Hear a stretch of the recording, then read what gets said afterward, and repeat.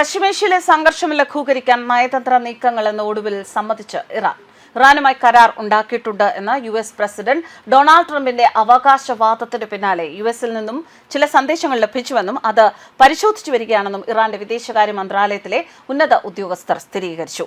Iran US സംഘർഷം ലഘൂകരിക്കുന്നതിനായി തുർക്കി, Egypt, Pakistan തുടങ്ങിയ രാജ്യങ്ങൾ മധ്യസ്ഥ ശ്രമങ്ങൾ നടത്തിവരുന്നതായും റിപ്പോർട്ടുകളുണ്ട്. വരും ദിവസങ്ങളിൽ പാകിസ്ഥാനിൽ രണ്ട് രാജ്യങ്ങളും തമ്മിൽ നേരിട്ടുള്ള ചർച്ചകൾ നടന്നേക്കുമെന്നും സൂചന. ഫെബ്രുവരി 28-ന് നടന്ന ആക്രമണങ്ങൾക്ക് ശേഷം അതീവ ഗുരുതരമായി തുടരുന്ന ഈ ചർച്ചകളിലൂടെ ശാശ്വതമായി പരിഹരിക്കപ്പെടുമോ എന്നാണ് ലോകം ഉറ്റുനോക്കുന്നത്. മേഖലയിലെ സംഘർഷം കുറയ്ക്കാനായി സൗദി അറേബ്യ, ഖത്തർ തുടങ്ങിയ രാജ്യങ്ങളും യൂറോപ്യൻ യൂണിയനും ഇടപെടലുകൾ തുടരുകയാണ്. മധ്യസ്ഥർ വഴി US-ൽ നിന്ന് ചില സന്ദേശങ്ങൾ ലഭിച്ചുവെന്നും അവ അവലോകനം ചെയ്തു വരികയാണെന്നും ഉദ്യോഗസ്ഥർ അറിയിച്ചതായി പറയുന്നത് അന്താരാഷ്ട്ര മാധ്യമങ്ങളിലെ റിപ്പോർട്ടുകളാണ്. ഊർജ്ജ പശ്ചാത്തല സൗകര്യങ്ങൾക്കും കപ്പൽ ഗതാഗതത്തിനും നേരെയുള്ള ആക്രമണങ്ങൾ ഒഴിവാക്കാനാണ് വിഷയത്തിൽ ഇടപെട്ട് ഈജിപ്തും തുർക്കിയും പ്രധാനമായും ശ്രമിക്കുന്നത്.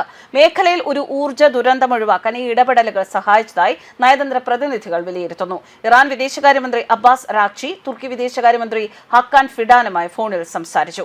ഇറാനും അമേരിക്കയും തമ്മിലുള്ള ചർച്ചകളിൽ തുർക്കി മുൻപ് മധ്യവർത്തിയായി പ്രവർത്തിച്ചിരുന്നു. US-ഉം ഇറാനും തമ്മിൽ സന്ദേശങ്ങൾ കൈമാറിയോ എന്ന് തുർക്കി വിദേശകാര്യ മന്ത്രാലയം സ്ഥിരീകരിക്കാൻ വിസമ്മതിച്ചിട്ടുണ്ട്. സംഘർഷം അവസാനിപ്പിക്കുന്നതിനുള്ള ശ്രമങ്ങളുടെ ഭാഗമായി Qatar, Saudi Arabia, Pakistan, Egypt, European Union എന്നിവിടങ്ങളിലെയും US ഉദ്യോഗസ്ഥരുമായും ചർച്ചകൾ നടത്തിയതായി തുർക്കി ഉദ്യോഗസ്ഥർ പറഞ്ഞു. ഇറാനുമായി സന്ദേശങ്ങൾ കൈമാറിയതായി Egyptian president Abdul Fattah al സിസിയുടെ ഓഫീസും അറിയിച്ചു.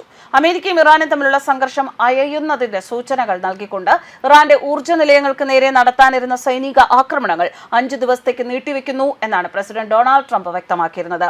ഇരു രാജ്യങ്ങളും തമ്മിൽ നടന്ന ചർച്ചകൾ വളരെ പുരോഗമനപരമാണെന്നും പശ്ചിമേഷ്യയിലെ ശത്രുത അവസാനിപ്പിക്കുന്നതിനായുള്ള പൂർണ്ണമായ പരിഹാരത്തിലേക്ക് നീങ്ങുകയാണെന്നും ട്രംപ് തന്റെ ട്രൂത്ത് സോഷ്യൽ പ്ലാറ്റ്ഫോമിലൂടെ വ്യക്തമാക്കി. ചർച്ചകളുടെ സ്വഭാവം കണക്കിലെടുത്താണ് ആക്രമണം താൽക്കാലികമായി നിർത്തിവെക്കാൻ യുദ്ധവകുപ്പിന് നിർദ്ദേശം നൽകിയതെന്നും അദ്ദേഹം കൂട്ടിച്ചേർത്തു. ഇറാനിയൻ ഉദ്യോഗസ്ഥരുമായി തന്റെ പ്രത്യേക പ്രതിനിധി സ്റ്റീവ് വിറ്റ്കോഫും ഉപദേഷ്ടാവ് ജാരഡ് കുഷൻഡും ചർച്ചകൾ നടത്തിയതായി ട്രംപ് പറഞ്ഞു. മിക്കവാറും എല്ലാ കാര്യങ്ങളിലും ധാരണയായെന്നും ഇത് എല്ലാവർക്കും ഗുണകരമായ ഒരു കരാറായി മാറുമെന്നും അദ്ദേഹം പ്രത്യാശ പ്രകടിപ്പിച്ചു. എന്നാൽ അമേരിക്കയുടെ അവകാശവാദങ്ങളെ തള്ളിക്കൊണ്ട് ഇറാൻ സ്പീക്കർ മുഹമ്മദ് ബഖർ ബാലിഖാഫ് രംഗത്തെത്തി. നേരിട്ടുള്ള ചർച്ചകൾ നടന്നിട്ടില്ല എന്നും ഇത് എണ്ണ വിപണിയും സാമ്പത്തിക വിപണിയെയും സ്വാധീനിക്കാനുള്ള അമേരിക്കയുടെ വ്യാജ വാർത്ത ആണ് എന്നുമാണ് അദ്ദേഹത്തിന്റെ നിലപാട്. അമേരിക്കയും ഇസ്രയേലും കുടുങ്ങിക്കിടക്കുന്ന ചതുപ്പിൽ നിന്ന് രക്ഷപ്പെടാനുള്ള ശ്രമമാണെന്നും അദ്ദേഹം എക്സിൽ കുറിച്ചു. ഇറാന്റെ പ്രതിരോധ നടപടികൾ തുടരുമെന്നും സൈനിക സമ്മർദ്ദം കൊണ്ട് ഹോർമൂസ് കടലിടുക്കിലെ പഴയ സാഹചര്യം പുനഃസ്ഥാപിക്കാൻ കഴിയില്ലെന്നും ഇറാന്റെ ഔദ്യോഗിക വാർത്താ ഏജൻസികൾ റിപ്പോർട്ട് ചെയ്തു. News desk കർമാനസ്.